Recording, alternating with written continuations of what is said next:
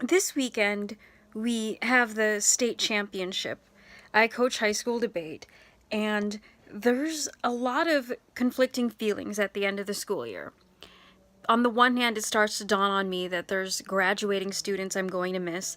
There's also the stress of students finishing their last minute research assignments. Are we going to do it? That's always hard every tournament.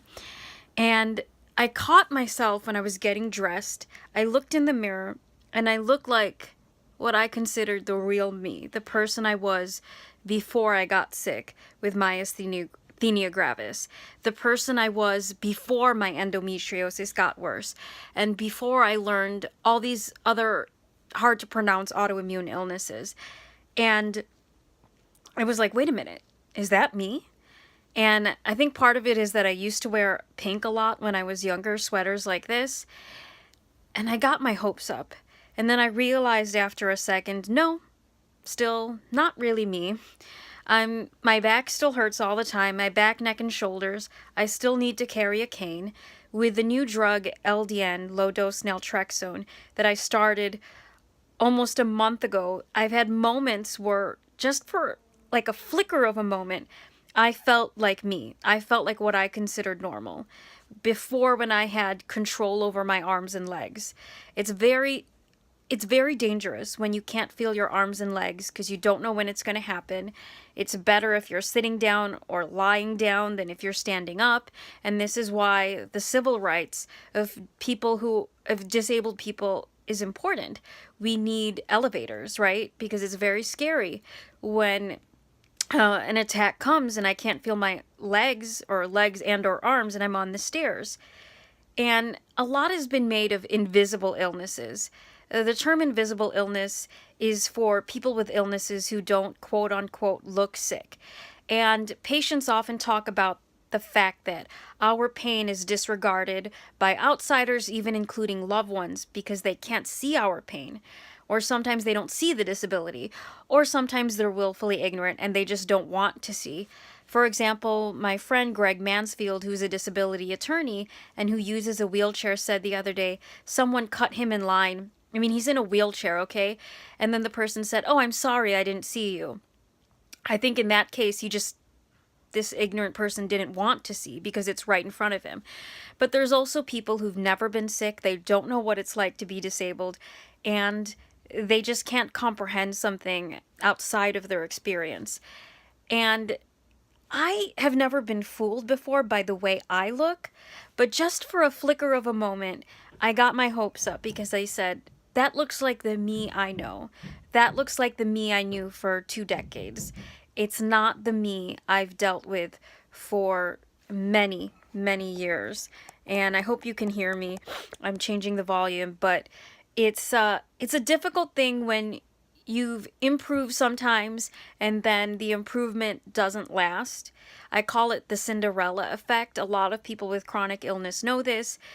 You start to feel better on a new diet or a new drug, and then it doesn't last. Sometimes the illness adjusts to this thing that makes you feel better. Right now, I'm doing Dr. Gundry's plant paradox in conjunction with a low dose naltrexone, and I've experienced some improvements. The most I've experienced with is the pain in the endometriosis, but it's not as good as a cure, right? Improvements in diet are not as good as a cure. There will always be pain and unpredictability. And I want to experience more improvements with the myasthenia gravis and, the daily ear infections I've had for many years, the pain in my ears and nose. My migraines have gotten better the past few weeks. They were just awful a few weeks ago. So I think it's a moment. Sometimes, even people who are sick with the illness can be tricked. It was just a moment in time where I looked like me again, and then I wondered if I was what I consider the real me. When you lose your energy overnight, when you're young and you get sick, eventually your peers move on. And I'm always happy for my friends who are healthy, who are doing things that I didn't do, like going to graduate school. I don't ever begrudge them that. But there's this rift. It's like we're living in alternate realities. and people stop visiting when you have a chronic illness. You could be sick for 10 years and people stop visiting after a year.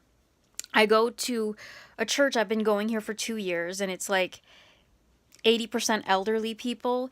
And the funny thing is, it's easier to relate to them than my friends that I went to college or high school with who are my peers. For example, this 80 something woman in my church once said to me, "Hey Jessica," she said this to me on a Sunday. She said, "What did you do last week?" "I was tired." "Were you tired?" And I was like, "Oh my gosh, that's exactly what I did last week. I was tired." And she just, she got it. And anyway, I just hope I see the new doctor that I met last month on Friday. I just hope that I can be closer to the real me, that I can improve with my autoimmune illnesses, that it's not just a moment in time, just a flicker of a moment when I feel normal, but it's longer than that. When I let go of my cane, which I've done a few times, like around my house. So I have a cane for the house and I have an outdoor cane, especially in the winter with the ice and the snow. I can't let go of that. But around the house the past few weeks with the new drug, I've done some things without it, and then today I tried to go without it, and it just made my back hurt even worse. So I can't really be without it. But maybe someday life will be less dangerous, and I will feel, I won't be in pain, and I won't be tired every single second of the day.